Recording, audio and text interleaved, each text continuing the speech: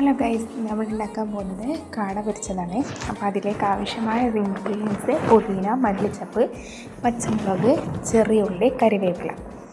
പിന്നെ അതിലേക്ക് വേണ്ടത് ഇഞ്ചി, വെളുത്തുള്ളി, വറ്റൽമുളക്.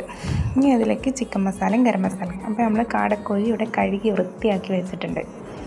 ഇനി അതിലേക്ക് ഒരു ജാർ എടുത്തിട്ടുണ്ട്. അതിലേക്ക് വെളുത്തുള്ളി ഇട്ടെടുത്തിട്ടുണ്ട്, ഇഞ്ചി, കറിവേപ്പില, പുതിന, മല്ലിച്ചപ്പ്, അതേപോലെ ചെറിയ ഉള്ളി, വറ്റൽമുളക്, പച്ചമുളക് ഒക്കെ ചേർത്ത് കൊടുത്തിട്ടുണ്ട്. നമ്മളത് നന്നായിട്ട് വെള്ളം ചേർക്കാണ്ട് അടിച്ചെടുത്തുകൊണ്ട് വരികയാണ് ചെയ്യുന്നത്. അത് നമ്മൾ അടിച്ചെടുത്തുകൊണ്ട് വന്നിട്ടുണ്ട്.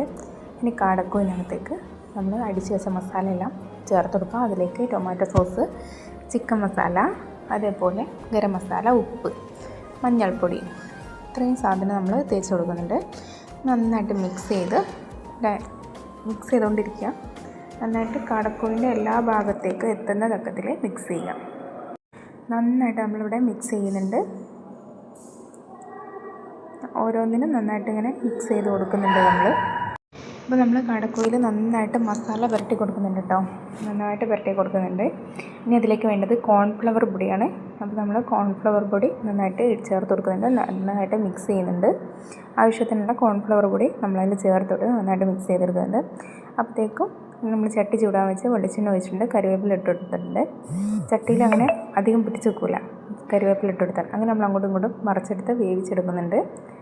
നല്ല ടേസ്റ്റാണ്. എല്ലാവരും ഒന്ന് ട്രൈ ചെയ്ത് നോക്കുക. എൻ്റെ ചാനൽ ഇഷ്ടപ്പെട്ടിട്ടുണ്ടെങ്കിൽ ഒന്ന് ലൈക്ക് ചെയ്യുക.